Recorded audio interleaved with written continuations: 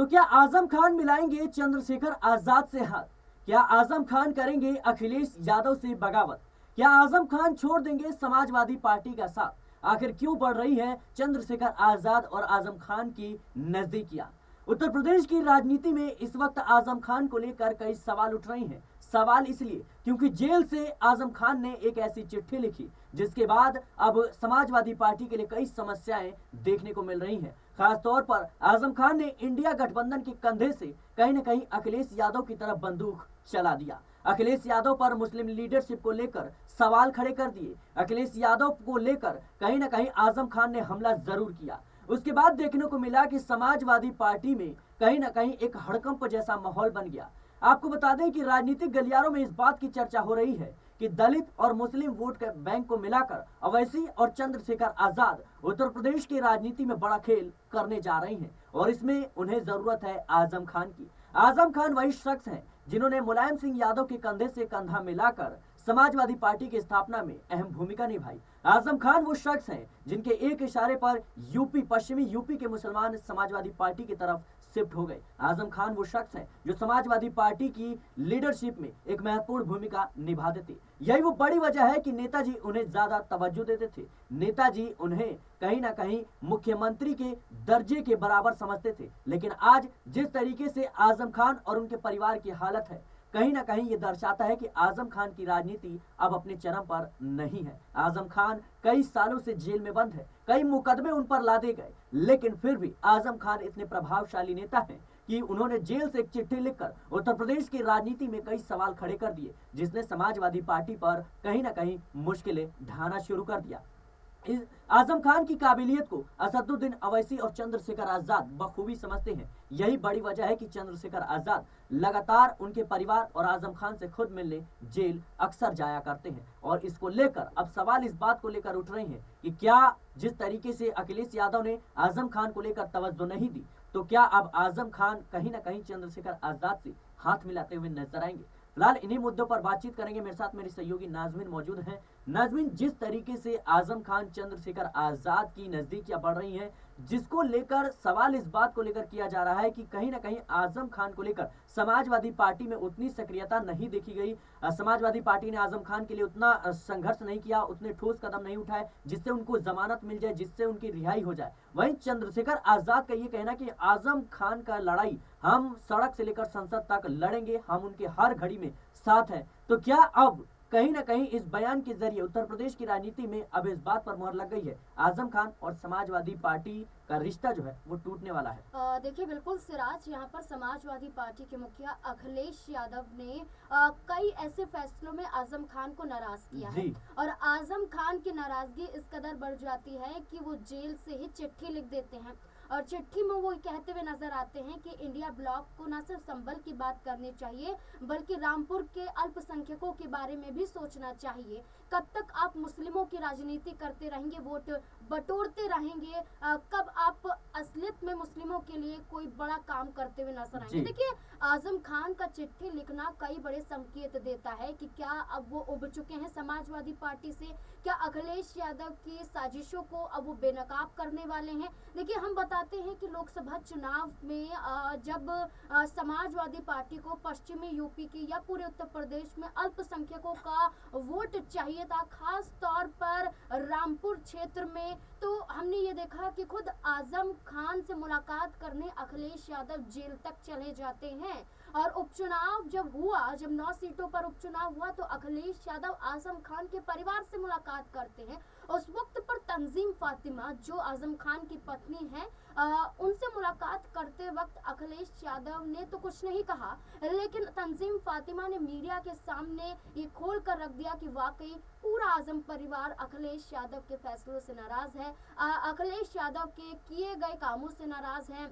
खुद ये आरोप लगाया जाता रहा है कि आजम खान का इस्तेमाल सिर्फ राजनीतिक चुनाव जीतने के लिए किया जा रहा है, वरना आजम खान की रिहाई अखिलेश यादव करवा सकते हैं, लेकिन आजम खान की रिहाई नहीं करवाई जाती है। तंजीम फातिमा कहती हैं कि सपा के राष्ट्रीय अध्यक्ष हैं, उनका मन किया वो हमारे घर पर आ गए, बातचीत की, हालचाल पूछा और चले गए। तंजीम फातिमा ने कहा कि ना हमने आगे कुछ कहा और ना ही उन्होंने कुछ पूछा, बस बातचीत हालचाल तक थी और हालचाल पूछकर चले गए। हमने ना आजम खान की रिहाई को लेकर कोई चर्चा की, यानी कि तंजीम फातिमा को ये था कि अखिलेश यादव सिर्फ यहाँ पर वोट बटोरने के लिए उनसे मुलाकात करते हुए नजर आए। लेकिन लोकसभा चुनाव में आजम खान ये चाहते थे कि रामपुर सीट से खुद अखिलेश यादव चुनाव लड़े, लेकिन आजम खान जब नाराज हुए तो वो अखिलेश यादव जेल में मुलाकात करने चले जाते हैं। बातचीत होती है, आजम खान कहते हैं कि आपको ही चुनाव लड़ना चाहिए, अखिलेश यादव अच्छा वोट बैंक बटोर सकते हैं। समाजवादी पार्टी की जीत रामपुर से होती तो है, लेकिन आजम खान की नाराजगी बढ़ जाती है कि उनके फैसलों का कदर अखिलेश यादव ने नहीं किया और कन्नौज लोकसभा सीट से जाकर चुनाव उन्होंने लड़ लिया। तो ये एक नाराजगी लोकसभा चुनाव से बढ़ी और लगातार सिर्फ राजनीति के रूप में चुनाव के दौरान ही मुलाकात होती रही, तो नाराजगी इस कदर बढ़ी कि अब सीधा अल्टीमेटम आजम खान अखिलेश यादव को देते हुए नजर आ रहे हैं और पूरा इंडिया गठबंधन को चुनौतियां दे रहे हैं कि उत्तर प्रदेश की राजनीति में अल्पसंख्यकों को अपने पाले में करना है तो वाकई आपको काम करना पड़ेगा, ना सिर्फ वोट बैंक के लिए। अब जैसा आपने कहा कि आजम खान वो शख्स हैं जो स्वर्गीय मुलायम सिंह यादव के राइट हैंड के रूप में कहे जाते थे। समाजवादी पार्टी की स्थापना हो या समाजवादी पार्टी के रूप में कई फैसले लेने हो तो नेताजी के साथ आजम खान कई बार खड़े हुए नजर आए। देखिए शिवपाल यादव बेशक मुलायम सिंह यादव कितने करीब ना रहे हो, आजम खान उतने करीब माने जाते थे। आज ये वक्त है कि आजम खान सपा के लिए उतने ही जरूरी हैं जितने उस वक्त पर थे। बस फर्क इतना है कि वो आज जेल में है और समाजवादी पार्टी उनके जरिए अल्पसंख्यकों का वोट बटोरना चाहती है।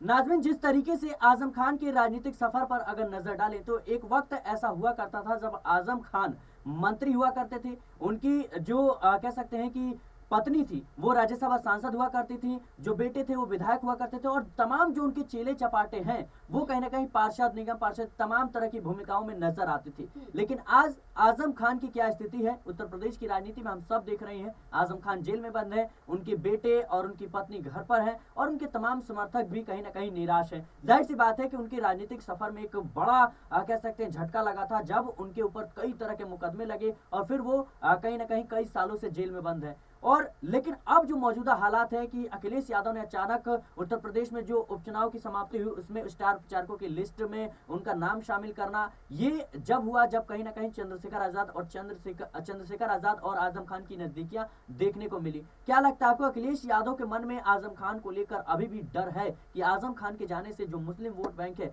वो कहीं ना कहीं बड़े तौर पर शिफ्ट हो जाएगा?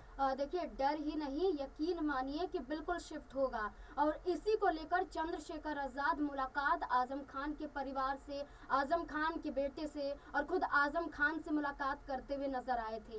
देखिए अखिलेश यादव जिस तरीके से आजम खान को रिहा करने के लिए कोई बड़ा कदम नहीं उठाते, बस ये कहते हैं कि जल्द आजम खान को हम रिहा करवा कर रहेंगे, वो निर्दोष हैं, उन्होंने कोई ऐसा काम नहीं किया है। योगी राज में आजम खान की गिरफ्तारी होना ये दर्शाता है कि अखिलेश यादव को धराशायी करने के लिए आजम खान की गिरफ्तारी करवाई गई थी और इसी को लेकर देखिए कि आजम खान के बेटे की विधायिका रद्द हो जाती है। खुद आजम खान किसी पद पर विराजमान नहीं है, बल्कि अब तो वो सिर्फ समाजवादी पार्टी के नेता के रूप में देखे जाते हैं। तंजीम फातिमा के पास भी कोई पद नहीं है, यानी कि पूरा परिवार लाचार नजर आया राजनीतिक लिहाज से। लेकिन देखा जाए तो राजनीतिक लिहाज से वो लाचार तो हुआ, लेकिन समाजवादी पार्टी के लिए आज भी आजम खान का पूरा परिवार उतना ही जरूरी है मुस्लिम वोट बैंक को साधने के लिए। चंद्रशेखर आजाद पर जब गोली लगी थी, आपको याद होगा कि जब उनके कंधे से छूकर गोली निकल गई थी, जब वो रैली निकाल रहे थे उस दौरान हमने देखा था कि कोई मिले या ना मिले, मायावती भी नहीं पहुंची थी, अखिलेश यादव भी नहीं पहुंचे थे, लेकिन मुलाकात करने आजम खान पहुंच जाते हैं, चंद्रशेखर आजाद से मुलाकात करते हैं और मुलाकात के दौरान वो ये कहते हैं कि योगी राज में जिस तरीके से बंदूकें चलाई जा रही हैं, बुलडोजर चलाए जा रहे हैं, ये ज्यादा दिनों तक चलने वाले नहीं हैं। चंद्रशेखर आजाद मेरे भाई हैं और मैं अपने भाई का बचाव करता हूं। मीडिया के सामने आके कई बड़ी बातें कही गई थी आजम खान के जरिए और वही चंद्रशेखर आजाद आज आजम खान को अपना बड़ा भाई बताते हुए उनके परिवार की मदद करने के लिए तैयार हो जाते हैं। आजम खान की रिहाई को लेकर आश्वासन देते हुए दिखाई देते हैं और चंद्रशेखर आज़ाद की मुलाकात तंजीम फातिमा से, उनके बड़े बेटे आदिब आजम उन्हें लेने पहुंच जाते हैं। जब ये पता चलता है कि चंद्रशेखर आज़ाद उनके घर पर आ रहे हैं, तो देखिए अखिलेश यादव को इतनी तवज्जो ना दी गई हो, लेकिन चंद्रशेखर आज़ाद को अधिकतम तवज्जो दी जा रही थी। तो इससे आप अंदाजा लगा सकते हैं कि नजदीकियां आजम परिवार की किस और बढ़ रही हैं। और अगर आजम खान की रिहाई होती है, मुझे जहां तक लगता है कि विधानसभा चुनाव से पहले अगर आजम खान जेल से बाहर आते हैं तो समाजवादी पार्टी से अपना नाता तोड़ते हुए दिखाई दे सकते हैं, और चंद्रशेखर आज़ाद से, जिन्हें अपना बड़ा भाई और छोटा भाई के रूप में एक दूसरे को दोनों मानते हैं, वो हाथ मिला सकते हैं। जी बिल्कुल दर्शकों, बड़ी बात उत्तर प्रदेश की राजनीति में आजम खान को लेकर कि अगर उनकी रिहाई होती है साल 2027 के विधानसभा चुनाव से पहले, तो कहीं ना कहीं आजम खान चंद्रशेखर आजाद का रुख कर सकते हैं, आजाद समाज पार्टी का रुख कर सकते हैं, क्योंकि असदुद्दीन अवैसी और चंद्रशेखर आजाद संभावनाओं के आधार पर अगर हम बात करें तो उत्तर प्रदेश में तीसरे विकल्प के तौर पर खड़े हो सकते हैं, एक नए गठबंधन को कहीं ना कहीं बना सकते हैं, जिसमें आजम खान मुख्य भूमिका में नजर आएंगे।